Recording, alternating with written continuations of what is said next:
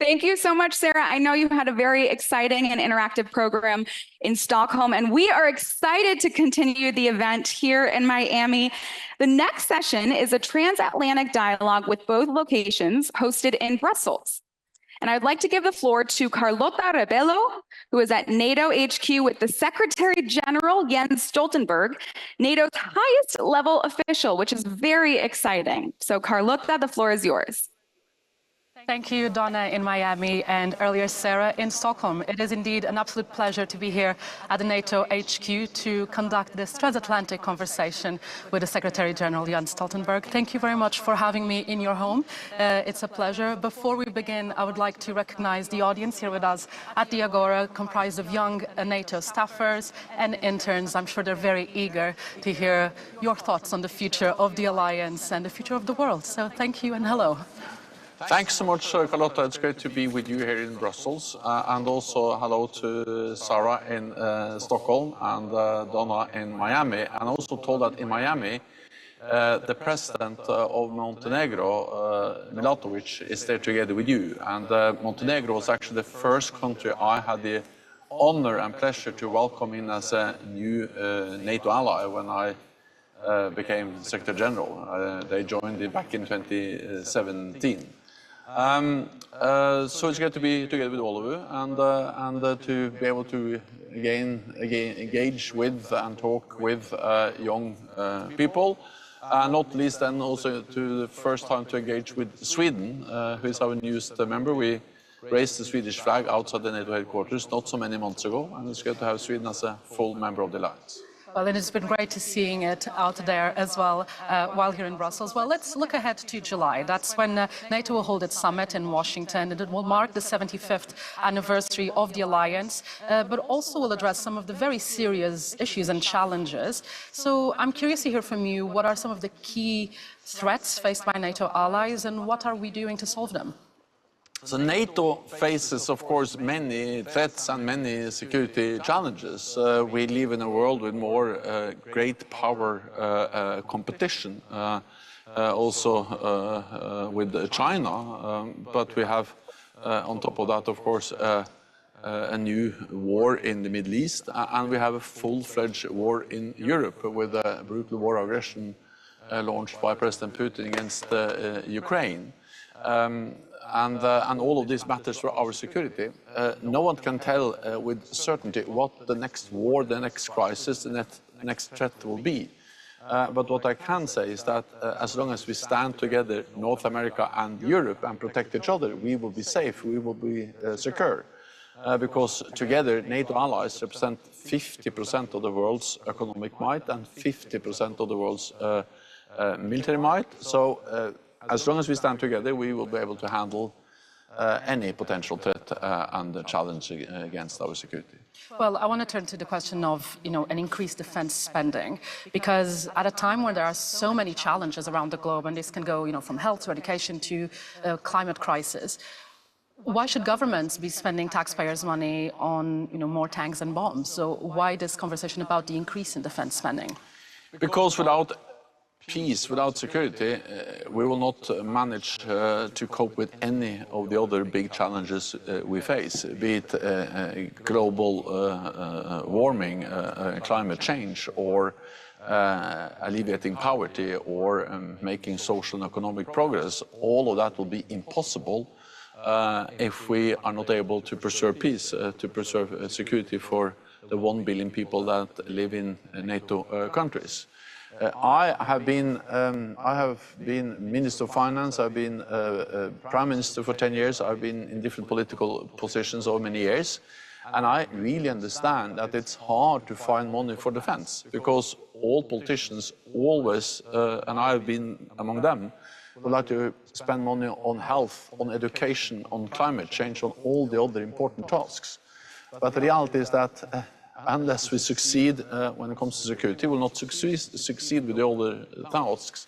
And when the Cold War ended, after the Berlin Wall came down and the Cold War ended, NATO allies, also my own country, Norway, we all reduced defense spending for many, many years when tensions went down. But when we reduce defense spending, when tensions went down, we have to be able to increase the defense spending and once again invest in defense when tensions are going up as they do now. And the last thing I will say about defense spending is that we have done it before. Also, as late as the beginning of the 1990s, at least the end of the 1980s, NATO allies in Europe and Canada, we spent roughly 3% of GDP on defense, which is significantly more than we spend today, because then we lived in a more dangerous world and then we invested more in our security. Well, I think we should open the floor to questions. We'll get started in Miami, where I know Donna is standing by, and we have a couple of questions for the Secretary General. Yes, thank you so much, Carlota, and it is a great honor to the Secretary General. We have asked one member of the Aspen Youth Council and one of the winners of the Youth Summit Challenge to address a question. So Vijay and Kissa, I'd love for you to come to the stage. Please introduce yourselves. We can grab that microphone. You can come on up and both come on at the same time. And you will introduce yourselves with your name, the country you're from, and then your question. Okay. All right. Good morning, Miami, and good afternoon, Sweden. Thank you so much for having us. My name's Kissa Jaffrey. I'm part of the Youth Council Summit. And I'm originally from Pakistan, but I've lived in Chicago for a couple of years now. General, thank you so much for your time and sharing your knowledge with us and answering some critical questions that we have. And one from me is, with emerging technology shaping the future of warfare, how is NATO going to be responsive, adaptive, as well as ethical during these changes? Thank you so much. Thank you. And you can pass the microphone on to Vijay. Vijay, you may do the same. Hi, so my name is Vijay. I'm a senior at Yale and from Luxembourg. Thank you so much for taking my question today. My question is about NATO strengthening relations with countries outside of the alliance, like Australia and Japan. What is NATO's mission in fostering those relationships? And how do you respond to questions about NATO potentially overexposing itself, specifically in regions that intersect with China's sphere of interest? Thank you both for your smart, thoughtful questions. Carlota, back to you. Thank you. Well, let's begin with the first question about, emerging technology and how it is shaping warfare. I'll let you tackle that one first. Well, emerging disruptive technologies are changing the nature of warfare as much as the Industrial Revolution did a couple of centuries ago, because we see it also in Ukraine, how cyber, how drones, how autonomous systems are playing a very major role in the warfare in Ukraine. There's this paradox that you have trench warfare, which reminds us of the First World War, and then we have very advanced technologies applied to this kind of classical warfare. NATO has been and continues to be the strongest and most successful alliance in history for many reasons, but one of the reasons is that we have always been able to keep a technological edge on our potential adversaries. And we just need to make sure that we maintain that technological edge. We do that by now investing more in technology. We have established a new fund, innovation fund. We have also established a network of centers for developing technology across the alliance. And all of this we do to partly ensure that NATO as an alliance, but also allies as allies, ensure that they invest in new disruptive technologies, which are very linked to also military capabilities. Artificial intelligence, quantum computing, of course, it matters really for how weapons and weapon systems will be applied and developed today and in the future. We also need ethical guidelines. We're working on that for NATO allies. But most of all, we need to ensure that not only NATO allies, but also our potential adversaries have a minimum of ethical guidelines when they now implement all these different technologies in their weapon systems. Then on our partnership outside NATO, we have many partners. We have close to 40 partner nations around the globe. But the question was primarily about our partners in the Indo-Pacific. We have 4 partners there: Japan, South Korea, Australia, and New Zealand. These are important partners for NATO. NATO is a regional alliance, North America and Europe, and NATO will remain a regional alliance. Article 5 of our collective defense clause will apply for NATO allies, Europe and North America. But this region, the North Atlantic region, faces global threats. Cyber is a global threat. Space, which becomes more and more important for defense, is a global challenge, of course. But also, for instance, China. It's not about moving NATO to the Indo-Pacific, but it's about that China and global threats are coming closer to us. We see China in cyberspace, we see them in Africa, we see them in the Arctic, we see them trying to control critical infrastructure in our own countries. So all of this matters for our security. In many ways, the war in Ukraine demonstrates that security is not regional, security is global. The main country that is enabling Russia to conduct its war of aggression against Ukraine in Europe is China. They are by far the biggest trading partner for Russia. They are delivering critical components to their weapons, electronics, advanced technology, which is enabling Russia to build missiles, drones, a lot of other stuff, which is key for their war against Ukraine. And then we have Iran, and then we have providing drones. We have North Korea providing ammunitions and weapons. So the Asia, the friends of Russia in Asia, Iran, North Korea and China, they are key for Russia's capability to fight against a European friend, neighbor of NATO. So this idea that we can divide Asia from Europe doesn't work anymore. This is interlinked. Therefore, we also, of course, need to address the security challenges that China is representing for our security. Well, let's turn to the newest member of the alliance, where Sarah is standing by in Stockholm with 2 more questions for the Secretary General. Thank you, Carlota, and thank you for your time, Mr. Stoltenberg. We have 2 young participants here in the room. We have an international participant who also competed in the NATO Youth Challenge, and we also have a Swedish participant asking each a question. Please introduce yourselves, tell us which country you're from, and ask your question. Thank you, Mr. Secretary General, my colleagues from Stockholm and also Miami. I'm Bartosz Mościcki, President of Polish Forum of Young Diplomats from Poland. I would like to ask about what should be the role of the alliance of NATO in the reconstruction process in Ukraine after the war ends. Last but not least, thank you for the years of your service for the alliance. Thank you.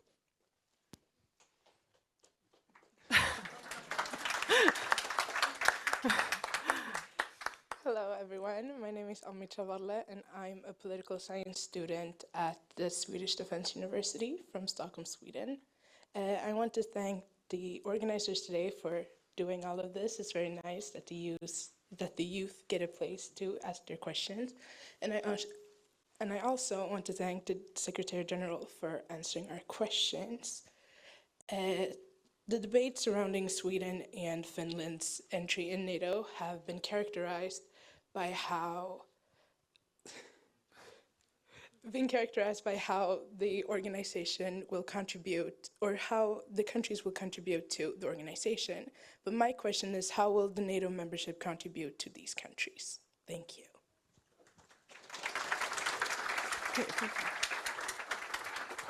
Well, first, on the question about NATO's role in reconstruction of Ukraine after the war. The first thing I will say is that, first of all, we need to ensure that Ukraine prevails. Because unless Ukraine prevails, there's nothing to reconstruct in the free and independent Ukraine. So the most immediate, the most important task now is to help Ukraine with military support, as NATO allies and NATO do. We need to sustain that. We need to make the support more predictable and more robust. And we are going to hopefully make decisions on that, not least at the Nato Summit in July. So yes, reconstruction in the future is important, but unless Ukraine prevails, there is nothing to reconstruct. And second, the reconstruction will be very expensive. But prevention is cheaper than in a way repairing. So meaning that every air defense missile we can provide to Ukraine will actually mean less damage, less destruction, and then also less need for reconstruction after the war. So does it go back to that notion of the increased defense spending then? Yeah, absolutely. But the thing is that we must afford, we must be able to help Ukraine prevail, because it's important for Ukrainians, but also because every day this war drags on. Of course, the more destruction and the more expensive, the more resource demanding it will be to do reconstruction afterwards.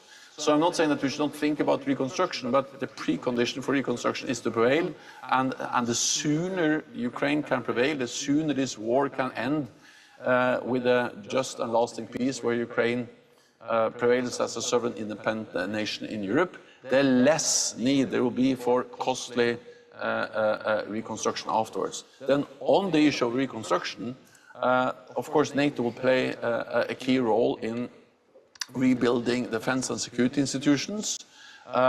We will play a key role in also helping them to not only reconstruct their own country, but become a full-fledged member of the alliance.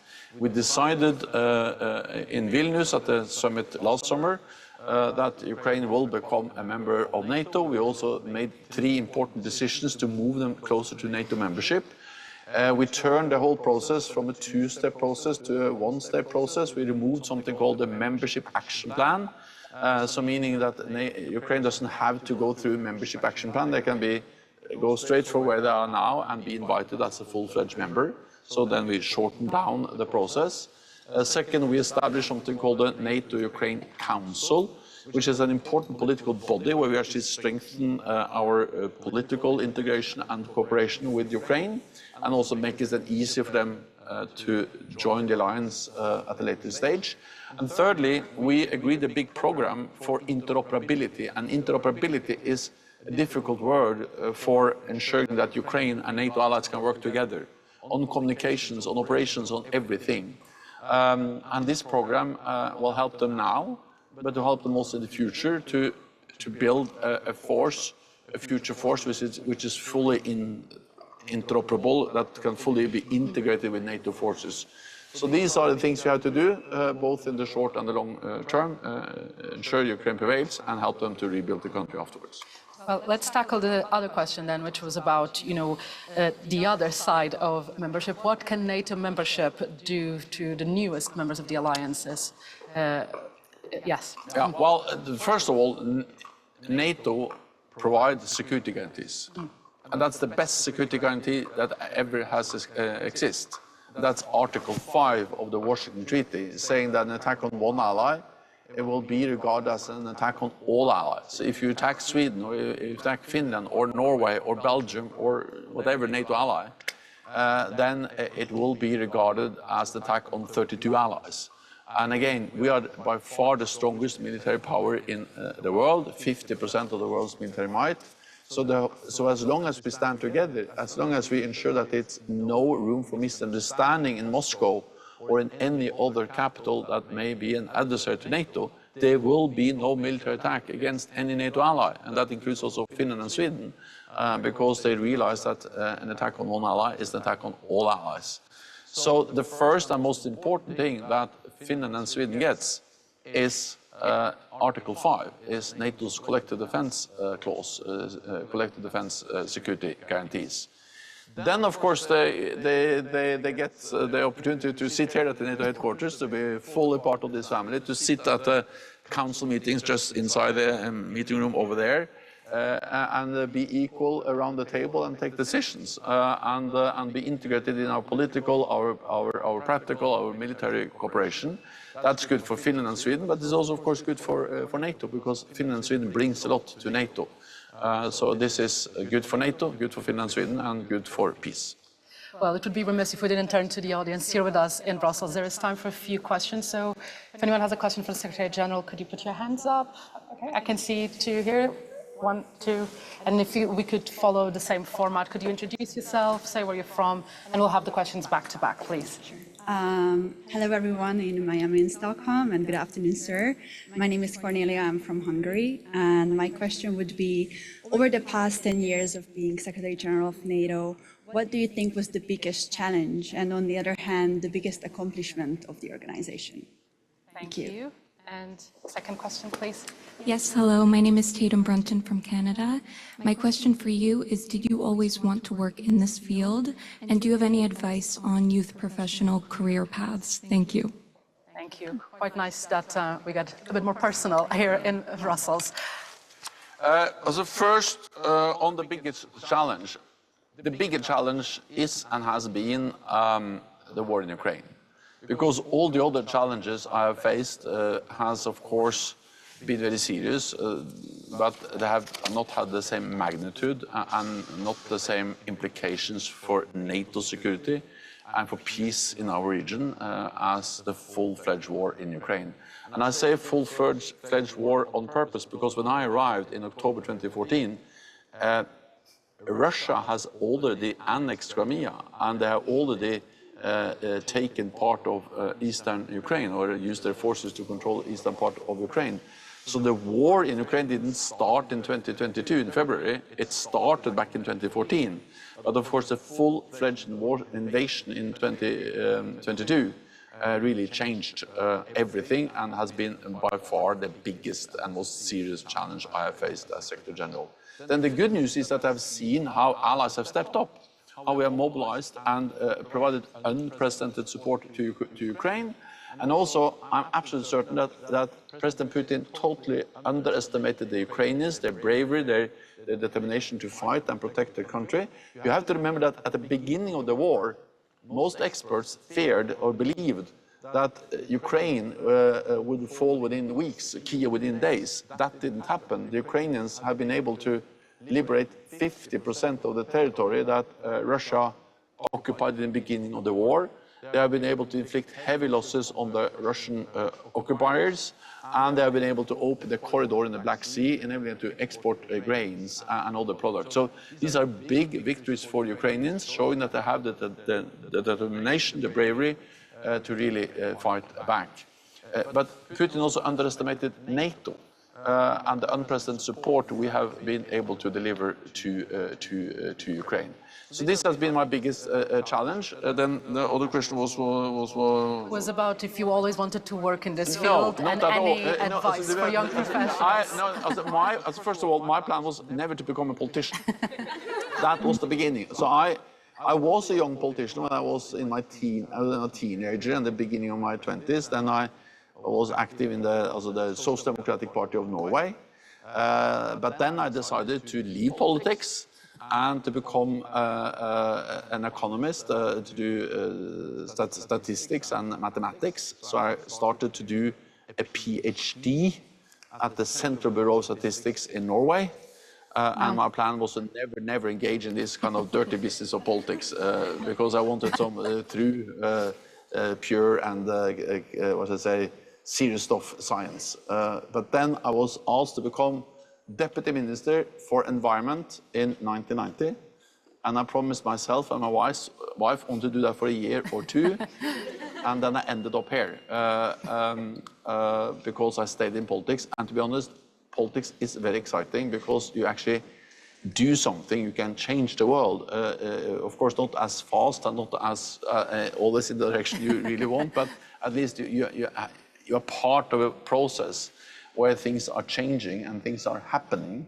And in democratic countries, of course, then you also have to face the voters. And I have lost elections, I have won elections, and I can tell it's better to win than to lose the elections. But you have to be able to do both and to live with both. And then my plan was to work also on the international scene. I worked mostly on climate change. And also with a big campaign to immunize children, which is a very effective way to alleviate poverty. But then when I was asked by President Obama and Chancellor Merkel and the other leaders back in 2014 to become Secretary General of NATO, I thought it was impossible to say no. And of course, I don't regret for a second that I said yes, because it has been and is a privilege to serve at this great alliance with all these great people, with all these great nations. And also to have the honor of welcoming North Macedonia, Montenegro, but also Finland and Sweden as members, and to serve at a very critical time for our security. So I'm extremely privileged. I'm very happy that I had this opportunity, even though it has been a very challenging period, 2014 to 2024. But yeah, that has been a privilege. So advice for young professionals is perhaps to, not be scared to deviate from the plan. The problem is that I never had a very clear path or a clear idea for what I should or should become, except for the one thing I didn't become. Because I had one clear plan, and that was to not become a politician and to become a professor in mathematics and statistics. That was my only clear decision in life. And I failed totally. So I think first of all, it is important to be devoted to what you do, a bit regardless of exactly what you do. And not think too much about the next job, but think more about the job you have, and not be too afraid of authorities and bosses. That's really serious, the last one. So be yourself and believe in yourself, and be nice to all the people you work with, and then something nice will happen.